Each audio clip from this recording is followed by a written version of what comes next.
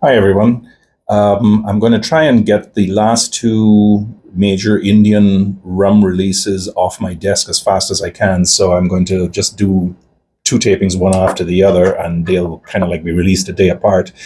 The rum that I'm going to be talking about today is the Kamikara 8-year old that is made by Piccadilly Distillers. Now, the actual name of the company that makes it is Piccadilly Agro. And this is a company that is based in the Punjab in northwestern India, not too far from where Mohan Meakin actually started this stuff. And if you recall, we have already looked at one of their rums, the 12-year-old, which was made from cane juice.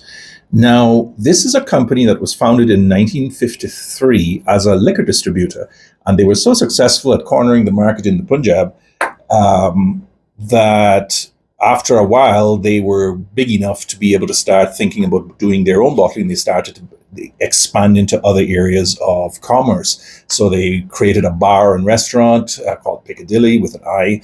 Then after a while they bought a distillery and a sugar factory, and they just continued going from strength to strength until now they're actually quite a large conglomerate that have got fingers in a lot of pies, including politics as well as commerce and so on. But here's the thing. They launched the Kamikara brand in 2022 after having seen the success of the whiskeys, the Indri and the Whistler that they were doing.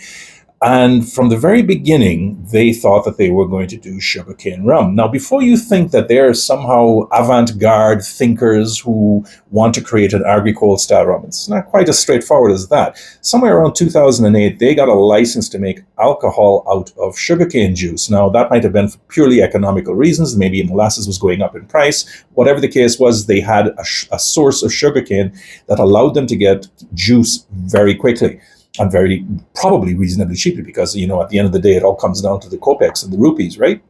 So obviously when the time came for them to move beyond just supplying bulk rum or bulk molasses based rum or cane juice rum for alcohol production to other distilleries who were actually making rums themselves, it made sense to think, okay, well, let's make a virtue out of necessity, and we have all this cane juice distillate here, let's put that down to age and we will issue our own rums. And that's exactly what they did. And in point of fact, the coming out party was in December of 2022 in a very splashy extravaganza that they had in the Hyatt in the Punjab there. I forget the name of the town. And ever since then, Kamikara has been quietly getting a reputation for itself for being reasonably good rum. The 12-year-old, as I said, was quite good. Now, the way they do this is they harvest the cane. I suspect they're working with independent suppliers. I don't actually think they have cane fields of their own. They do have a sugar factory of their own, and they do have a distillery of their own, three of them by now, I think, and they're actually making another one in Australia. So within 48 hours of the cane being harvested, they've got it crushed and they've got the juice fermenting nicely, again, about 48 hours with a commercial yeast. And then they run it through their pot stills. They say it's double distilled, which is probably true, but the stills are just huge, right? They're these whiskey stills that are in all the photographs of the distillery that you can find online. And once that's done, they simply put it down in ex-bourbon barrels and they set it to age. By the time they get around to it, they have the 12-year-old, they have the 8-year-old, and they have the 3-year-old as well. So, it's all part and parcel of the same thing. There's no particular difference between any of them, but they are blends for sure. I think the 12-year-old may be a bit more limited because it's supposed to be a premium, but the 3 and the 8, as far as I'm concerned, they're pretty much just blends of various barrels that they put together to make sure they have a consistent taste profile. What do we have? Okay, so like I said, this is the 8-year-old. Now I know the picture here is the 3-year-old. Sorry, I got the wrong one here, but just the label is essentially the same with just an 8 instead of a 3. They're very consistent that way.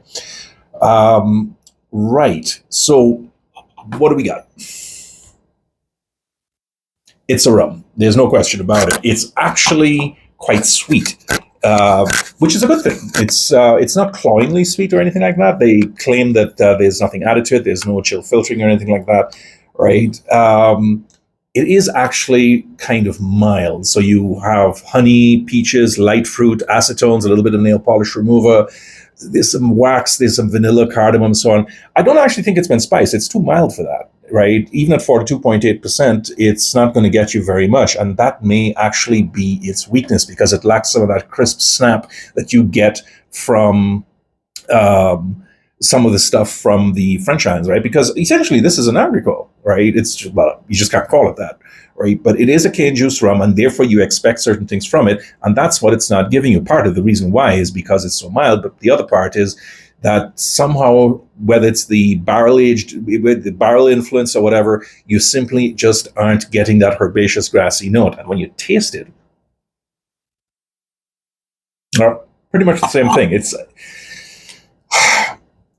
It's not that sweet now that you taste it. It's very mild on the palate. It's really great that way. It's a good sipping rum for 8 years old.